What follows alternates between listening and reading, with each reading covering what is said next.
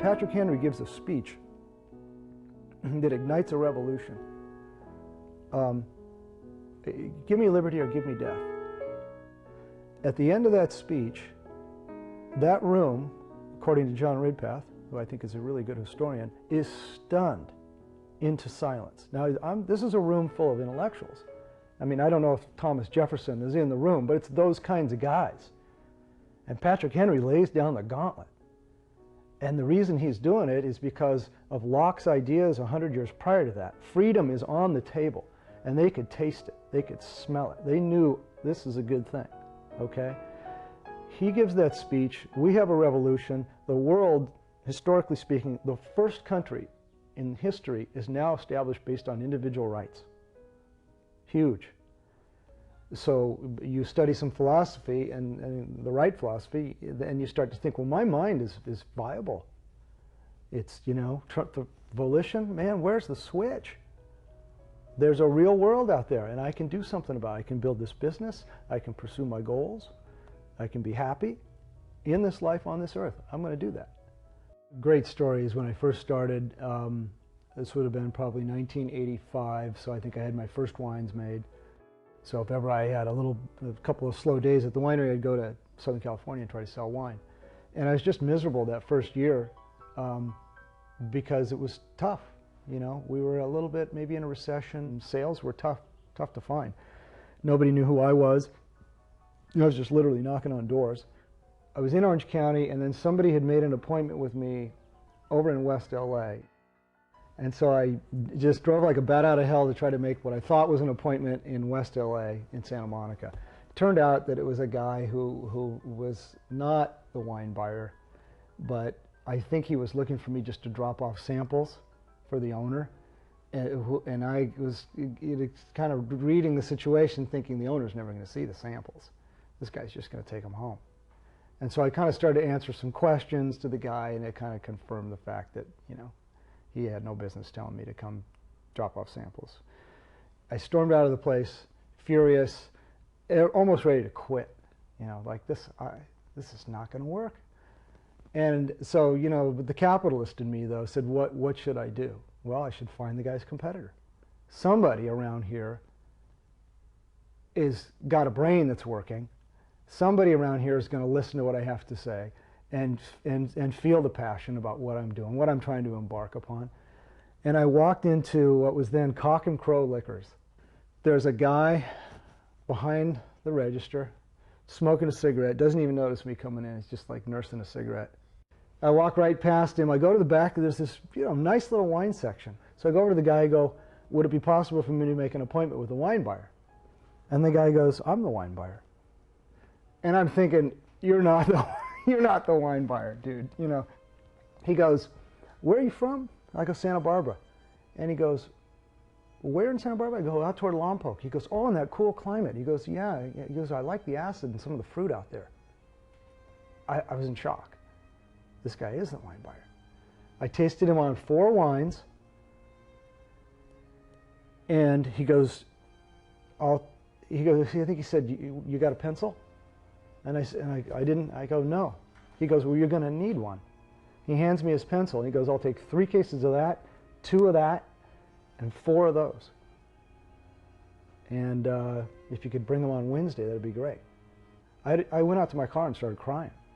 I was just stunned.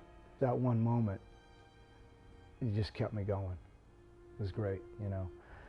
And then the other thing that studying philosophy has done for me is to help me understand the importance of integration and causality. The idea, and winemaking is a pretty serious craft. There's a lot going on.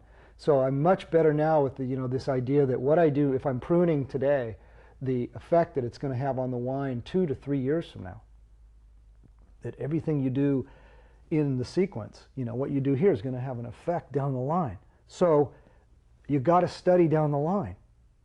Just like you have to study what you've done prior to this point to understand why you've even gotten to this point. Do you have 2 buds on the spur or 1 from last year or 3? And then how's that going to influence the future and what you're going to do right now? Integration is a huge theme in my winemaking. certain challenges along the way. We planted all of the vines on their own roots in the beginning, which is atypical for American viticulture because we have certain diseases in the soil that are native of our soils.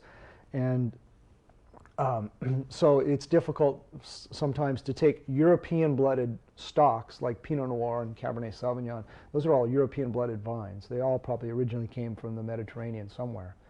They did not evolve with resistance to various organisms in the soil that we have here. So you've got to put American species down as the roots and then put your Pinot Noir and your Cabernet on top. Now, after 20 years, 20 plus years, I'm starting to feel like I really understand the influences of the sun and the air and water, you know, in the vineyard. And it was a couple of years ago, I stood at the top of the property and I looked at everything. Don't get me wrong, I'm very proud of everything I've done. We've made some good wines here. I think we have a good reputation. It's not for lack of effort. The whole thing was screwed up. I looked at all, you know, the whole thing, just row after row. It's just all wrong, all of it. You know, and so we've already ripped it out once, maybe twice, and it's got to come out again if it's going to be right. You know, the thing that's interesting to me is the idea that values are not intrinsic. Okay, that is, you know, here's a statue. The value of the statue isn't sort of like somehow mystically in the atoms, you know, of this thing. Its value is, you know, what I place on it, or what you place on it, or what anybody else places on it. And that value is integrated into man's greater value of his life. Or in I think, a rational ethics, I do believe that it's true that a man's life is an end in itself. That you know, right to life, I think everybody can kind of comprehend that, right?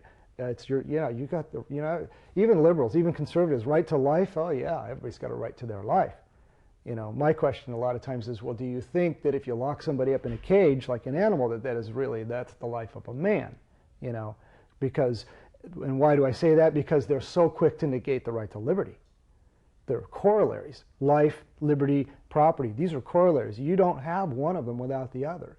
I think if I could just do one thing that it would really help, I would, if I could, you know, I dream a genie, the politics, I would liberalize distribution and shipping. I would make it so that a human being can ship something to another human being in the United States of America. I would make it so that a human being at a winery could ship a bottle of wine to another human being in 50 states.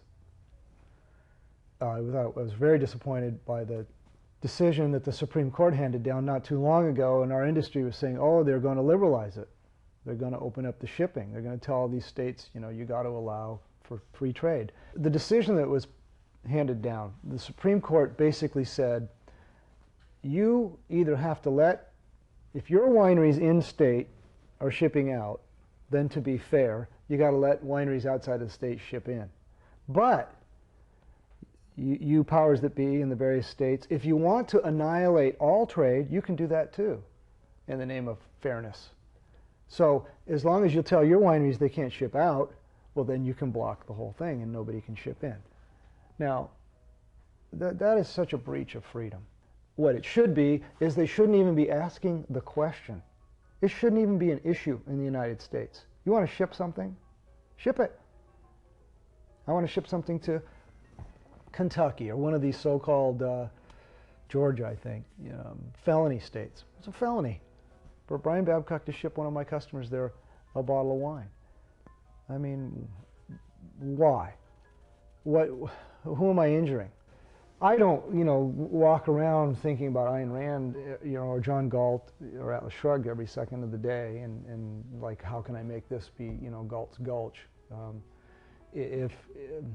But if it was Galt's Gulch, the government would not be permitted to take one step on the property. So it's, yeah, who is John Galt? Who is John Locke? Who is Patrick Henry? Who's Aristotle?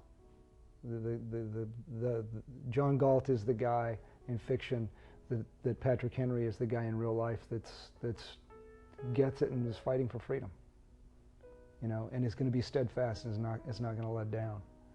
And the world needs a few of those.